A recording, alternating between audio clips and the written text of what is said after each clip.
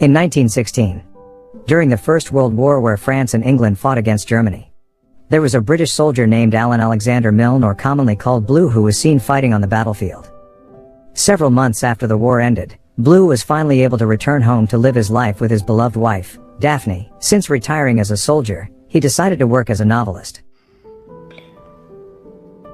As the years go by, Daphne is now struggling to give birth to their first child. From outside the room, Blue could only be silent, hearing his wife's screams of pain without being able to do anything, until the birth of a boy named Christopher Robin Milne. But Daphne and Blue gave him a favorite nickname, Billy Moon. At the age of 3 months, because he was too busy, Billy's parents agreed to hire a babysitter named New to take care of their child. Time after time, Billy always spent the day alone with New. Now Billy has grown into a cute kid, while Blue has now become a famous novelist. One night, at the launch of his new book, while he was giving a speech, Blue's trauma suddenly flared up. He again remembered the incident on the battlefield when the German troops massacred his friends, and he decided to leave the event.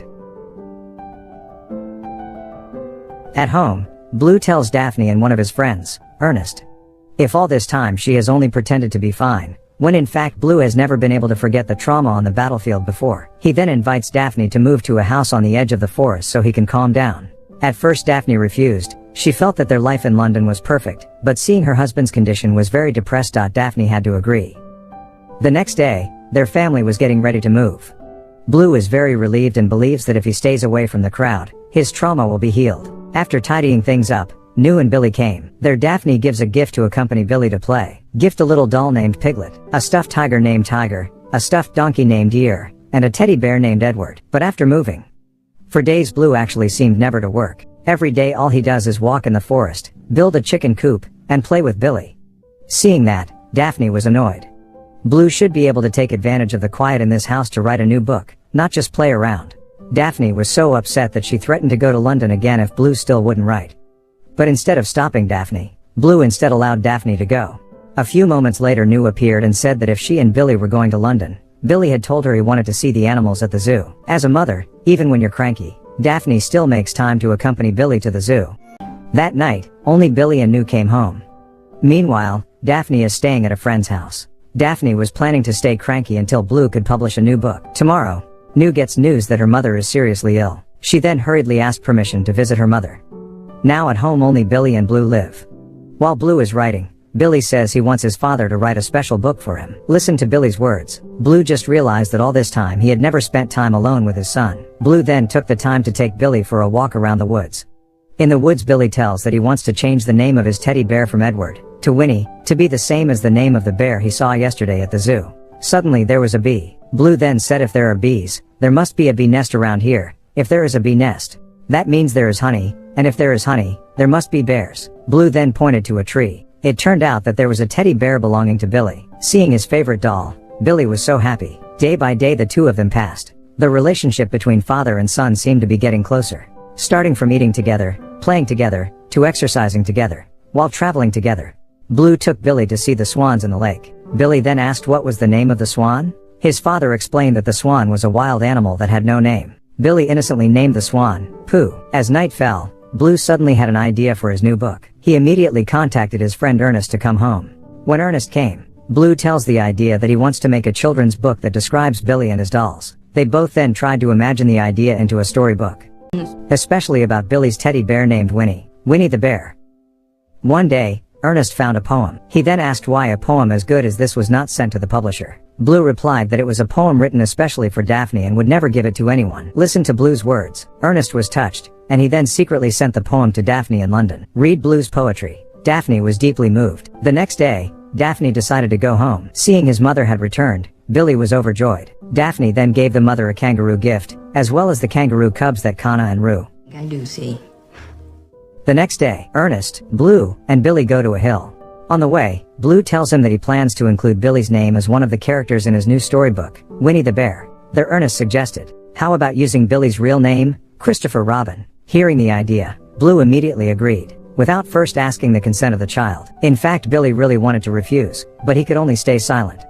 When you get to the top of the hill, Ernest was so moved to see the beautiful natural scenery there.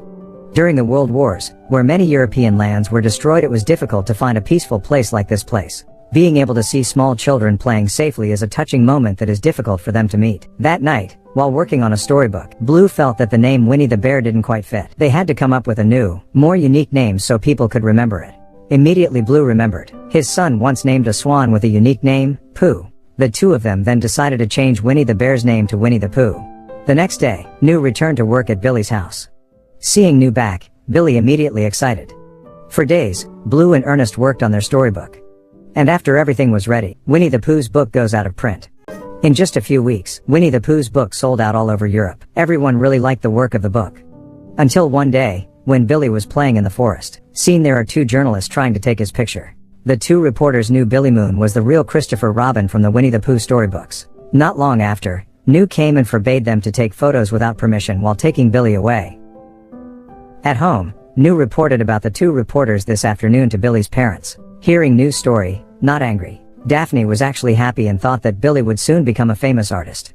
Daphne actually supports the journalists, as well as the media to expose her child. The next day, Billy was invited to an interview by a well-known magazine. Everyone who knows Billy as Christopher Robin. Crowds come there. After that interview, Billy became more and more famous. Even the peaceful forest where he used to play is now the Winnie-the-Pooh tourist park. News of the Winnie-the-Pooh tourist park spread throughout Europe. Not only that, Blue and Daphne were also invited to America for the opening of the Winnie-the-Pooh teddy bear shop. At the opening party, some people continued to talk about Christopher Robin. Their Blue was disappointed. Back when he released a new novel, he was the one who was famous as a writer. But in this Winnie-the-Pooh book, everyone only knows him as Christopher Robin's father, not as a writer. On his birthday, Billy got a birthday wish from his father who was in America. Billy was very happy, because he had never received a birthday wish. But in the middle of the conversation, it sounded like someone else's voice. It turned out that the congratulations from his father were just pleasantries, because his father is now being invited to an interview at one of the radio stations. The words were just so that people would judge if the relationship between father and son seemed close. At the end of the conversation when want to hang up, Blue says goodbye Christopher Robin. Billy didn't understand anything. He then asked New why his father always called him Billy, now instead calling him Christopher Robin. New didn't know how to explain it to Billy.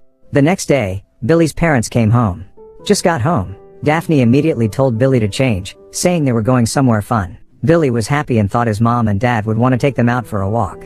But Billy was wrong. Blue and Daphne actually take him to a toy store. The store manager explained to Billy that he had made a contract with Billy's parents, that Billy had to meet his fans as Christopher Robin. Hearing this, Billy was annoyed. He didn't want to pretend to be Christopher Robin, but after constant reassurance by his father, Billy was forced to agree. When meeting the fans, Billy pretended to smile. Seeing his son's forced smile, Blue's heart ached. In fact, deep down, Blue knew that Billy wasn't comfortable with all of this. But Blue felt what he was doing now was right, because later the money from selling books and playing Winnie-the-Pooh will be given to Billy when he grows up. One afternoon, Time was playing with New. Suddenly Billy asked, "Is there a place in the world where people don't know Winnie-the-Pooh?" If there is, so Billy wanted to live there. Heard Billy's words just now. New is sad. A child as small as Billy should be able to live as himself, play whatever he likes, and get the love of his parents, not even pretending to be a fictional character just for the sake of other people. Billy's days are busy now. He had to reply to dozens of letters from his fans, walking around wearing the exact same clothes as Christopher Robin in the book, even interviews on several radio stations until late at night. Even though he was depressed, Billy continued to carry out his duties with all his heart. At night, when want to sleep, Billy sees New being picked up by a man. Billy is annoyed and doesn't want New to be taken by someone else. The next day, Billy told his parents about last night. Daphne and Blue there are very angry with New, saying that they have paid a high price so that New can focus on taking care of and making Billy happy. But New is instead busy looking for her own happiness outside the home. Listen to the master's words. New is annoyed. So far she has always worked well and tried to make Billy happy when his parents weren't home, but only because she went out on a date. She was even scolded. New then said it wasn't just because Daphne had already given birth to Billy. Then Daphne is already a good mother. Just giving birth. Cows give birth too. He was also fed up with Blue. It wasn't because Blue just gave him a living that his job as a father had been completed, if only to feed. Monkeys also feed their children. The real task of parents is to make their children feel the meaning of happiness in the family. With disappointment, New decided to stop. New then said goodbye to Billy. After all, New had been taking care of Billy since childhood. They had so many beautiful moments together. New asks Billy not to forget all their memories, so that they can continue to connect even though the two of them no longer see each other. That night, Blue continued to reflect on all of New's words. Blue was starting to feel that he had always been too busy, to the point of not having time to play with Billy. In the afternoon, Blue decides to take Billy out for a walk at the zoo. All visitors continue to pay attention to Billy. Even the zoo owner is desperate to force Billy to take pictures with the bear. Yet it is very dangerous. The bear could have attacked Billy. From this incident, Blue realized that everything he had done all this time was not for Billy's happiness, but only selfish. At home, Blue again contemplated the incident at the zoo earlier. Now Blue has made up his mind. It wasn't long before Billy came. Blue reveals that from now on he will stop writing Winnie-the-Pooh books and will send Billy to boarding school. His father hopes to go to boarding school. Later Billy can socialize with his new friends as a Billy Moon, not as Christopher Robin. Hearing the decision, Billy was very happy. After so long having to pretend to be someone else, he was finally free to play himself. But unfortunately, at school Billy's friends actually bullied him. For years there, until they grew up, they continued to bully Billy by calling him a name he hated the most. That is Christopher Robin. Billy's hatred for Christopher Robin and the book Winnie-the-Pooh is getting bigger and bigger. One day at school, the government is currently conducting military service selection. Every child who is old enough is selected to be sent to war. When selected, it turned out that Billy did not pass. He was then sent home. In that year, every boy who was old enough was required to join the military service. But there are standards. That is, starting from weight, height, medical history, to physical strength. If you don't meet the criteria above, then they will be sent home. Well, the boy who was sent home was usually considered by the community as a loser or a weak person because he couldn't fight to defend his country. At home, his father takes Billy for a walk in the woods of the former Winnie-the-Pooh tourist park, which is now closed. See all the memories there. Billy's sick. He felt that Winnie-the-Pooh had ruined his life all along. Billy then asked his father to help put him in the army through the inside line. He was sure that with his father's inside connections, Billy would be able to join the war to defend the country. At first Blue refused. He was afraid that his son would die on the battlefield just like his friends used to. But Billy said that from a young age he always obeyed every command from his father without fighting back at all. All orders he always did, even though he had to sacrifice his childhood. Billy pleads. Now it's Blue's turn to grant his wish. Hearing the request, with a heavy heart Blue was forced to grant it. A few days later, Billy's conscription warrant came out. Blue then took Billy to the station. While waiting for the train, Blue again begged Billy not to go. He was willing to give all his wealth to Billy this very second as long as Billy did not leave. But Billy's decision was unanimous. Billy said that if he accepted all the proceeds from the sale of the Winnie-the-Pooh storybook, it would mean that he agreed to become Christopher Robin. Become a fictional character who is not himself. From childhood Billy never wanted fame or money. He just wanted a father figure to accompany him to play. Billy's words had slapped Blue. Blue was very sorry that he had wasted precious time with his son. He remembered back when it was little Billy's birthday. He did not sincerely wish his son a happy birthday. Even at the end, before hanging up the phone, Blue actually said goodbye to Christopher Robin. But now, while watching the departure of the child, Blue said in his heart, "Don't go Christopher Robin. Don't go Billy Moon. Don't go my son." Arrived one day, Blue got a letter, and in the letter it was written that Christopher Robin Milne, or commonly called Billy Moon, was declared missing on the battlefield. Reading the letter Blue's heart broke. He kept crying in Billy's room. So much regret he felt. If only he had never written a Winnie-the-Pooh storybook. If he had paid more attention to his son, maybe none of this would have happened and Blue wouldn't have lost Billy Moon. Day after day, Blue spent with his wife full of sadness. Although there is a possibility that Billy is still alive, but all of that is just a possibility. That night, Blue prays and begs for a second chance to see his son again. If God answered his prayer, Blue promised never to waste Billy again. And that prayer did come true. It turns out that Billy is still alive and he is home safely.